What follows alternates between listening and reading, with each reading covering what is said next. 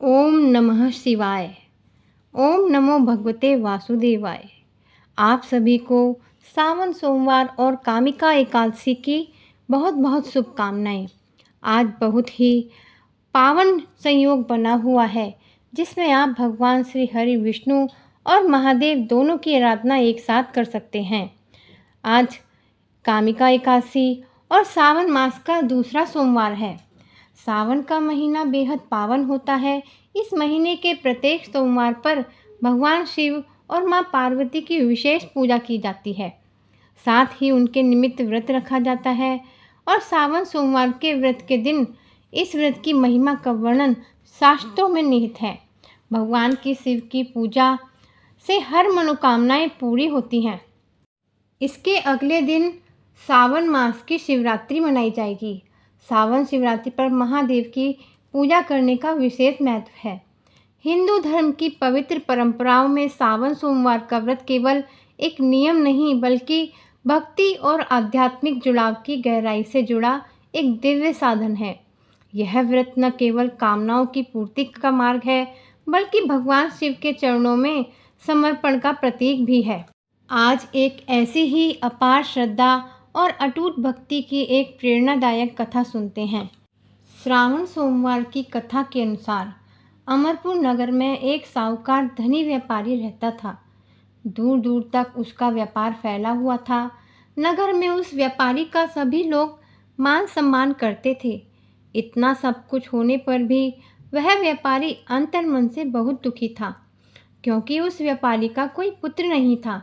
दिन रात उसे एक ही चिंता सताती रहती थी कि उसकी मृत्यु के बाद उसके इतने बड़े व्यापार और धन संपत्ति को कौन संभालेगा। पुत्र पाने की इच्छा से वह व्यापारी प्रति सोमवार भगवान शिव की व्रत पूजा किया करता था। सायंकाल को व्यापारी शिव मंदिर में जाकर भगवान शिव के सामने घी का दीपक जलाया करता था। उस व्यापारी की भक्ति देखकर एक दिन पार्वती ने भगवान शिव से कहा, हे प्राणनाथ, यह व्यापारी आपका सच्चा भक्त है। कितने दिनों से यह सोमवार का व्रत और पूजा नियमित कर रहा है। भगवान, आप इस व्यापारी की मनोकामना अवश्य पूर्ण करें। भगवान शिव ने मुस्कुराते हुए कहा, हे पार्वती, इस संसार में सबको उसके कर्म के अनुसार फल की प्राप्ति होती है। प्राणी जैसा कर्म करते हैं उन्हें वैसा ही फल प्राप्त होता है। इसके बावजूद पार्वती जी नहीं मानी। उन्होंने आग्रह करते हुए कहा, नहीं प्राणनाथ, आपको इस व्यापारी की इच्छा पूरी करनी ही पड़ेगी। यह आपका अनन्य भक्त है। प्रति सोमवार आपका विधिवत व्रत रखता है और पूजा अर्चना के बाद आपको भोग लगाकर एक समय भोजन ग्रहण करता है। आपको इसे पुत्र प्राप्ति का वरदान देना ही होगा। पार्वती का इतना आग्रह देखकर भगवान शिव ने कहा, तुम्हारे आग्रह पर मैं इस व्यापारी को पुत्र प्राप्ति का वरदान देता हूँ, लेकिन इसका पुत्र 16 वर्ष से अधिक जीवित नहीं रहेगा। उसी रात भगवान शिव ने स्वप्न में उस व्यापारी को दर्शन देकर उसे पुत्र प्राप्ति का वरदान दिया और उसके पुत्र के 16 वर्ष तक जीवित रहने की बात भी बताई। भगवान के वरदान से व्यापारी को खुशी तो हुई, लेकिन पुत्र की अल्पायु की चिंता ने उस खुशी को नष्ट कर दिया। व्यापारी पहले की तरह सोमवार का विधिवत व्रत करता रहा। कुछ महीने पश्चात उसके घर अति सुंदर पुत्र उत्पन्न हुआ। पुत्र जन्म से व्यापारी के घर में खुशियां भर आईं। बहुत धूमधाम से पुत्र जन्म का समारोह मनाया गया। व्यापारी को पुत्र जन्म की अधिक खुशी नहीं हुई, क्योंकि उसे पुत्र की अल्पायु के रहस्य का पता था। यह रहस्य घर में किसी को नहीं मालूम था। विद्वान ब्राह्मणों ने उस पुत्र का नाम अमर रखा। जब अमर 12 वर्ष का हुआ तो शिक्षा के लिए उसे वाराणसी भेजने का निश्चय हुआ। व्यापारी ने अमर के मामा दीपचंद को बुलाया और कहा कि अमर की शिक्षा प्राप्त करने के लिए वाराणसी छोड़ आओ। अमर अपने मामा के साथ शिक्षा प्राप्त करने के लिए चल दिया। रास्ते में जहाँ भी अमर और दीपचंद रात्रि विश्राम के लिए ठहरते, वहीं यज्ञ करते और ब्राह्मणों को भोजन कराते थे। लंबी यात्रा के बाद अमर और दीपचंद एक नगर में पहुँचे। उस नगर के राजा की कन्या के विवाह की खुशी में पूरे नगर को सजाया गया था। निश्चित समय पर बारात आ गई, लेकिन वर तथा पिता अपने बेटे के एक आंख के काने होने के कारण बहुत चिंतित हुए। उसे इस बात का भय सता रहा था कि राजा को इस बात का पता चलने पर कहीं वह विवाह से इनकार न कर दे, इससे उसकी बदनामी होगी। वर के पिता अमर को देखा तो उसके मस्तिष्क में एक विचार आया। उसने सोचा, क्यों न इस लड़के को दूल्हा बनाकर राजकुमारी के से विवाह करा दूं। विवाह के बाद इसको धन देकर विदा कर दूंगा और राजकुमारी को अपने नगर में ले जाऊंगा। वर के पिता ने इसी संबंध में अमर और दीपचंद से बात की।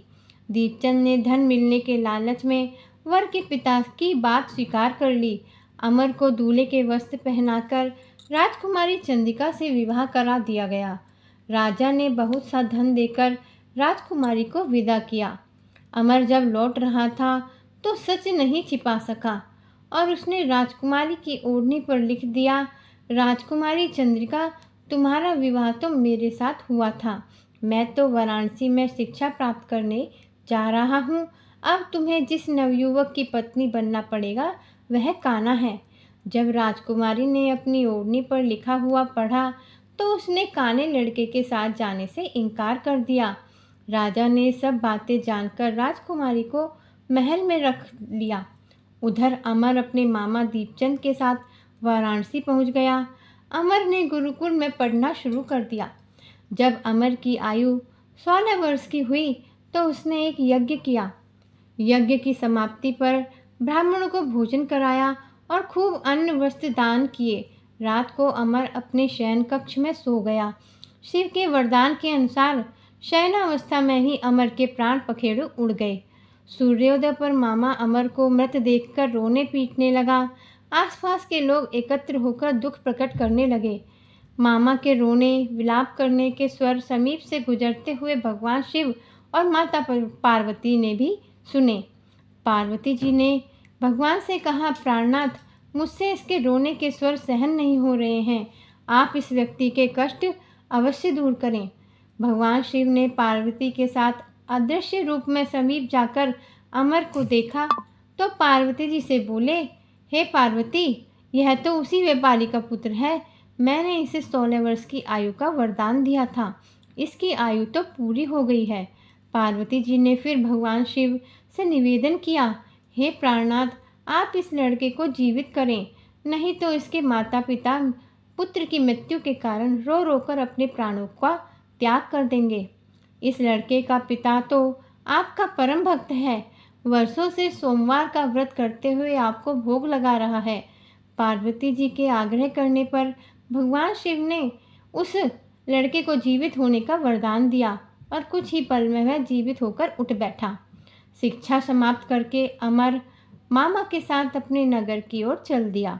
दोनों चलते हुए उसी नगर में पहुँचे जहाँ अमर का विवाह हुआ था। उस नगर में भी अमर ने यज्ञ का आयोजन किया। समीप से गुजरते हुए नगर के राजा ने यज्ञ का आयोजन देखा। राजा ने अमर को तुरंत पहचान लिया। यज्ञ समाप्त होने पर राजा अमर और उसके मामा को महल में ले गया। कुछ दिन उन्हें महल में रखकर बहुत सा धन वस्त्र देकर राजकुमारी के साथ विदा किया। रास्ते में सुरक्षा के लिए राजा ने बहुत से सैनिकों को भी साथ भेजा। दीपचंद ने नगर में पहुंचते ही एक दूत को घर भेजकर अपने आगमन की सूचना भेजी।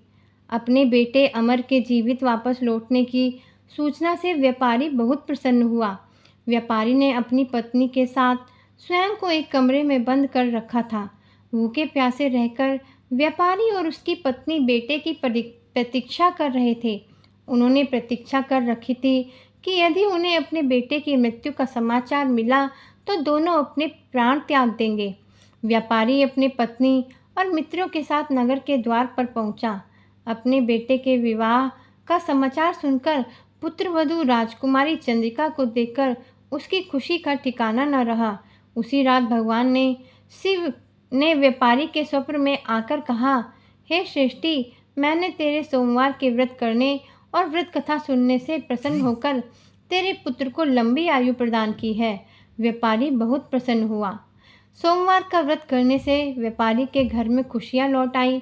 शास्त्रों में लिखा है, जो भी स्त्री पुरुष सोमवार का विधिवत व्रत करते और व्रत कथा सुनते हैं, उनकी सभी इच्छाएं पूरी होती हैं। बोलो पार्वती पते हर हर महादेव की जय। आज आपने सुनी सावन के दूसरे सोमवार व्रत की कथा। अगर आप मेरे चैनल पर नए हैं तो आप मेरे चैनल को सब्सक्राइब जरूर करें। अगर आप आज के दिन कामिका एकादशी व्रत की कथा सुनना चाहते हैं तो आप मेरी वीडियो पर सुन सकते हैं। आप मेरे चैनल को सब्सक्राइब करके इस कथा का रिस्पॉन्स कर सकते हैं। तो मिलते हैं अपनी अगली वीडियो में। तब तक के लिए हर हर महादेव। जय श्री शंकर भोलेनाथ की।